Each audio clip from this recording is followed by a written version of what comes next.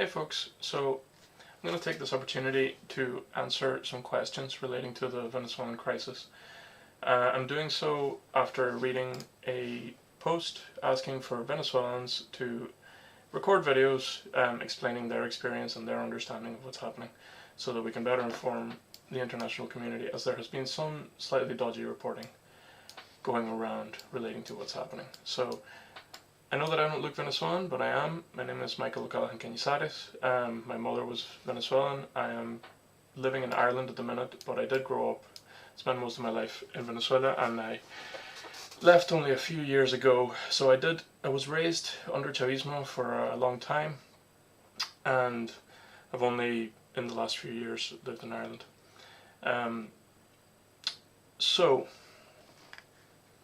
let's answer some of these questions. So one by one, let's see. So number one, ocurrió un golpe de Estado en Venezuela. Was there a coup d'etat in Venezuela? So this depends very much on your interpretation of some of the events and how you interpret the law. So the first thing to state, I suppose, is that the President of the National Assembly, by the Constitution of Venezuela, does have the right to declare himself interim president if he sees the presidency as being vacant. So the question then becomes, is the presidency vacant from a legal standpoint? So that then becomes about whether or not you believe that the elections that were held in 2019 were valid or not. The opposition in general sees it as not. I agree, because of all the different voting irregularities and illegitimacies that took place during that election. So what were these? There are many first-hand accounts that you can easily find online, as well as I can attest to all the different people that I personally know who have spoken about this, of the intimidation that occurs during any electoral process in Venezuela. The colectivos, as they become known, the armed gangs that serve the presidency and serve the government, come out to opposition areas and try and intimidate voters away from the polls. The government also coerces many of its followers to vote. It goes into the slums with buses, it loads people in, takes them to vote. Does all this obviously with government funds, even though it's a one-party benefit thing. So in any other country, that alone would have been a massive breach of electoral law.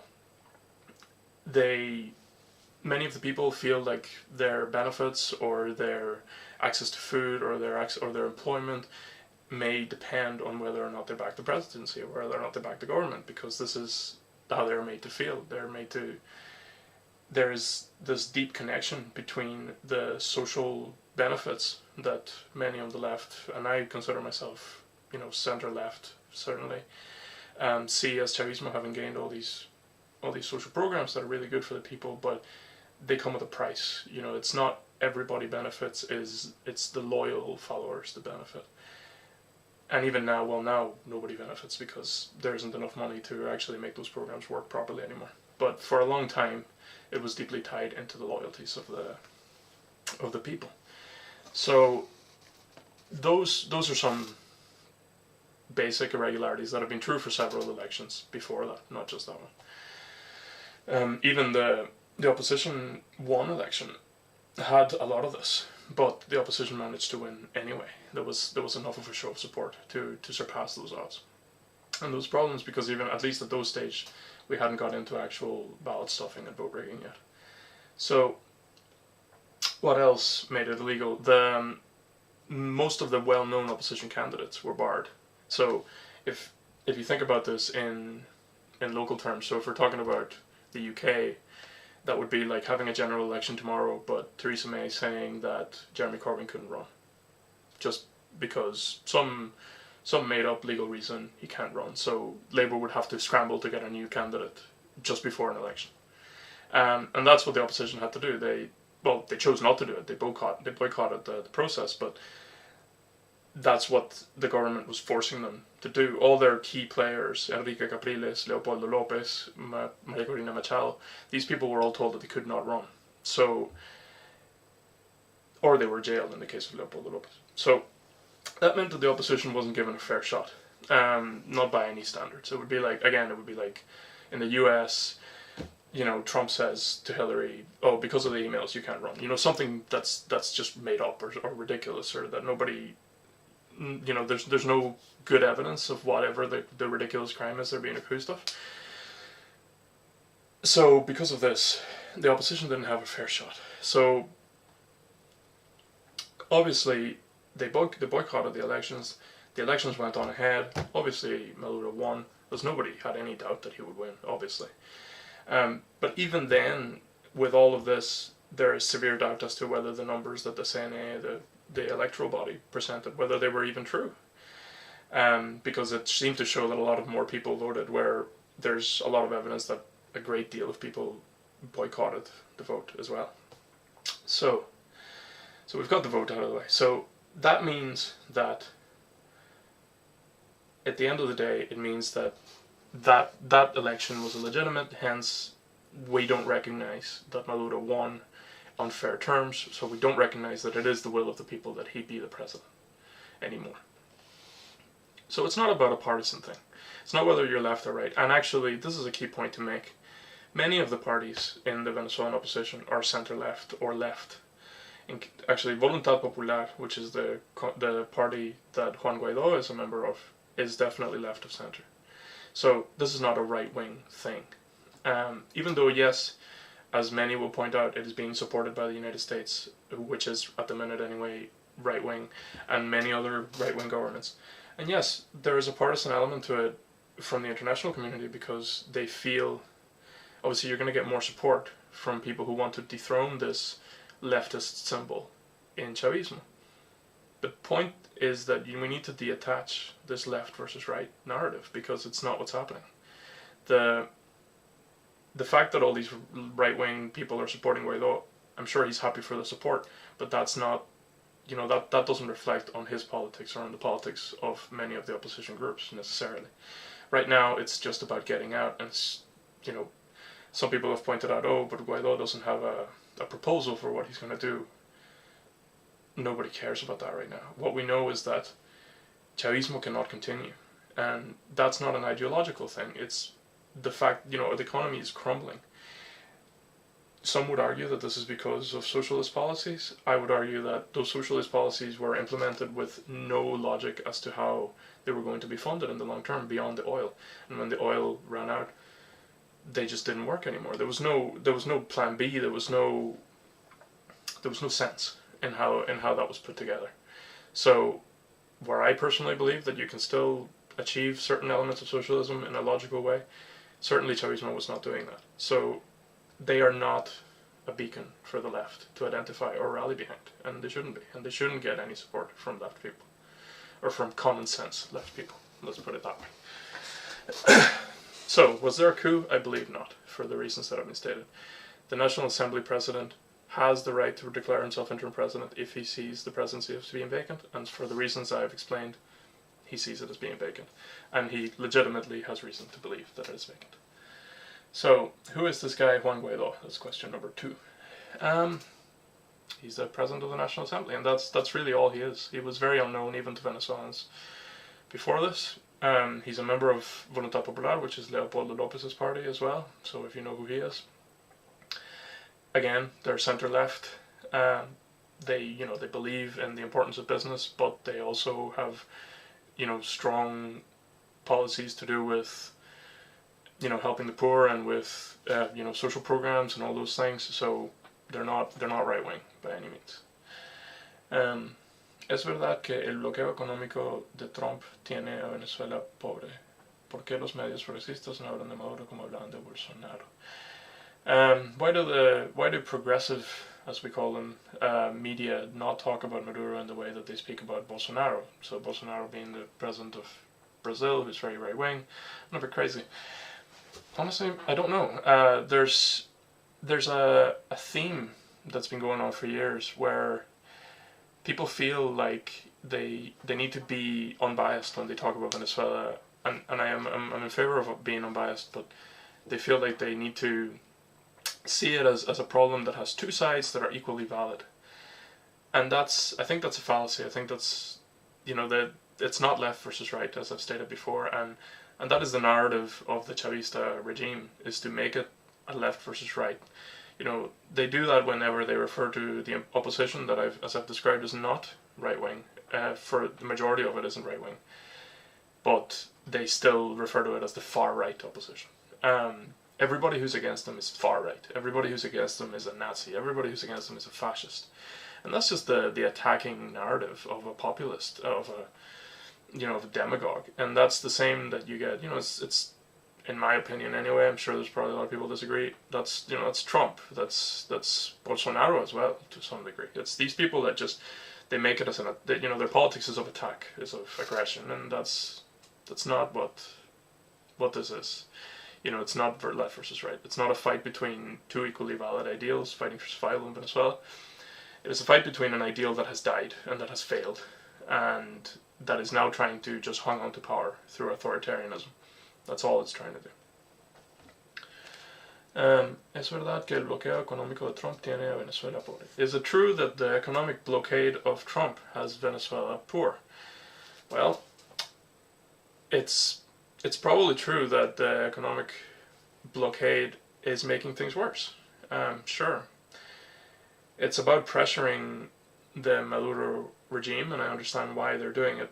It's not necessarily productive, but that's a matter of debate and a matter of opinion, even among Venezuelans, whether or not this is a good thing or a bad thing. That there's that there's all these sanctions against different people. I think there's definitely no harm in sanctions against the government officials themselves who are corrupt, but sanctions that affect the people. And obviously that's the thing. When you're limiting resources into the nation, these elite few that control everything are going to protect themselves. They're going to isolate themselves from the damage as much as possible, and so the people of Venezuela are suffering possibly more because of this. But let it not be said that it is the fault of the sanctions. The situation is definitely the fault of the mismanagement of the Chavista regime. There's so much, I could talk for hours about that. All the different companies that were nationalized and then ran into the ground because instead of them being run based on their own needs as corporations or as companies, or even if they had been taxed or even if they had been done, I can appreciate some of the changes that might have been for leftist reasons, but Chavez just put people in charge who were loyal. And that's all he cared about, was loyalty at that point. After the 2002 coup attempt, he just became paranoid, and everything was about loyalty to him. And all the people that were installed in different positions of power, they were just placed there because they were loyal, not because they had any kind of qualification to do what they were supposed to be doing. And so the oil industry and many other industries were just ran to the ground. He also allowed cronyism and corruption to take hold as a way of controlling as well. If you let somebody commit a crime around you, then you control them because you can just expose them if they betray you. So this was part of the control strategy of the Chavista regime, is that there's now this deep-seated crime network inside it that they can't accuse each other of things because it would bring the house of cards falling on them. Everybody's so tied up in this corruption that it keeps them loyal to each other in a way. Okay. Es verdad que el bloqueo económico. Okay. ¿Por qué la elección de Maduro es ilegítima si los observadores? So why is the election of Maduro illegitimate if international observers verified its transparency? Well, my understanding is that there wasn't an allowance to any international observers. They were picked. So it was whoever Maduro decided to let in, and they were in every case friendly to him. And this is a theme of how he controls things. When he lost control of the National Assembly, he made the Constituent Assembly. So, I don't have loyal people in this legislative body, so I'm making a new legislative body over here, and there's going to be elections for that. Look, it's really legitimate. But wait, all the people running in those elections are government loyalists. So, in what way is that fair? Well, but then he gets to say on the TV later that there was an election and that it was legal and that it was all put together legally. It wasn't. It was just a farce. All of this because because of his control of the Supreme Tribunal, and well, I digress. Anyway, so they did not verify. Not a good versatile group of international observers, a hand-picked group. In previous elections, and look, the opposition needs to also admit this, they lost many elections before that in completely, not always fair terms, but certainly not by actual vote rigging or lack of observance or anything. But this last one was considerably worse. It did have all these aspects as well. So, la mayoría de las personas que apoyan a Maduro son de orígenes humildes y los opositores son élites. So this is the thing, isn't it? So the question says, are the majority of people that support Maduro, they are the poor and the humble people of Venezuela, and the opposition are the elite, and they are against the people. So, I mean, you need to look at a photo of the marches, the hundreds of thousands of people that are on the street in Venezuela, and tell me that you think there's hundreds of thousands of members of the elite upper class in Venezuela. It's a bit of a ridiculous claim at this stage. I think I understand why people say that at the start, but again, this is you're just letting yourself be controlled by Maduro's narrative. It's this idea that it's the far right versus the far left. There was corruption, there was mismanagement, and there was a lot of problems, social problems in Venezuela before Chavez. He didn't create everything. He didn't create every problem. There was certainly a lot of unhappiness from the poor before that, and he was able to leverage that. The way Trump is able to convince so many working class Americans that he's on their side, even though all his policies are just not. Maduro is able to say, or Chavez was able to say, I represent you because all these other people, look how they have not represented you for so long. And it was true. They hadn't represented the people for a long time. So they were able to seize on that and gain power. You can have a debate all you like about whether or not Chavez was well intentioned. We can never know what goes on inside somebody's head unless we're them. So I won't speculate on whether or not Chavez was internally good or not. Certainly, after a certain point, his actions became more about gripping power than they did about helping people. And while he kept the social programs as much as he could, he didn't set up a system that could sustain them forever, or even on long term, as we have seen. Again, I don't think that's a condemnation of socialism. I think it could have been done better and still have helped the people. But that's not what he did.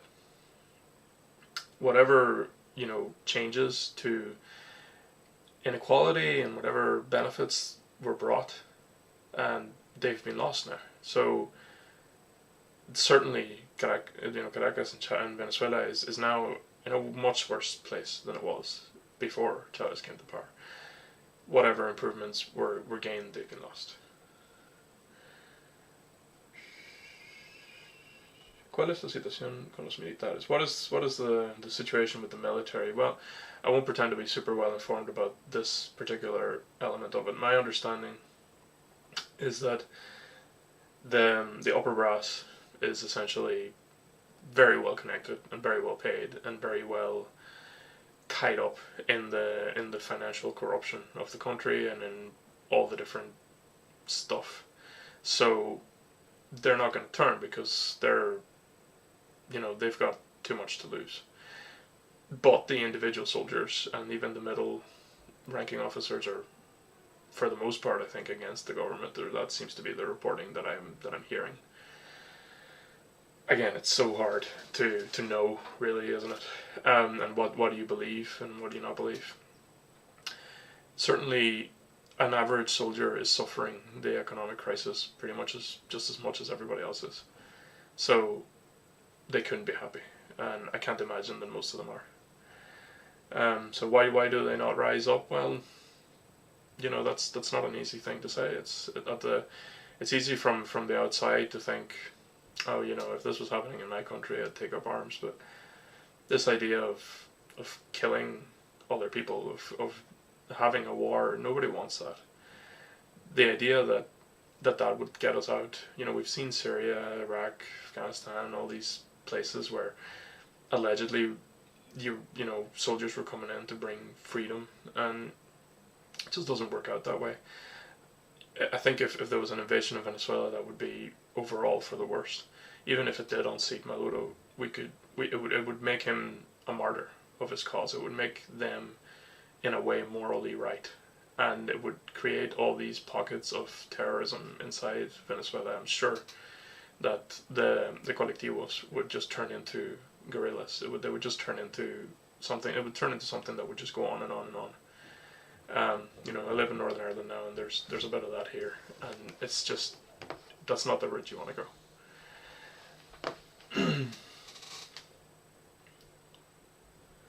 Is it true that there's no food or medicines because the oligarchy is keeping them to destabilize the country? Well, again, that's just Maduro's narrative.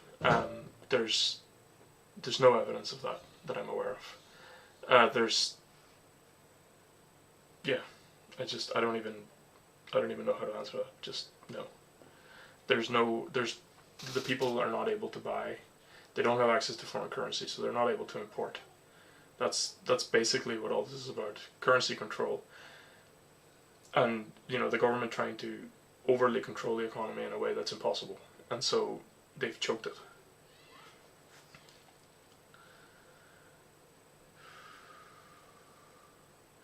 What crimes has Maduro committed that could be investigated?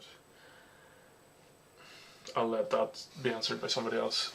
Crimes against humanity simply by being the head of this regime that has tortured and has political prisoners and does violently oppress. What more do you want? Why does they say that the government is a narco-trafficking cartel? Well, for that I will point you to, you can look up the Wikipedia page for Cartel of the Suns, which is what they are known as. I don't know enough about this myself. It's one of those things that sometimes sounds like a conspiracy theory, but there's enough people talking about it, there's enough people that seem to have witnessed it, that it seems to have some weight. Certainly actual agencies in America, such as the FBI, believe it to be true, but then I'm sure that a lot of people on the left will shrug that off as being manipulation by the US or whatever. So I don't think we even need to get into that. Is it a narco-trafficking, drug trafficking ring? I think it is, but whatever. It's an authoritarian dictatorship. That's all you need to know.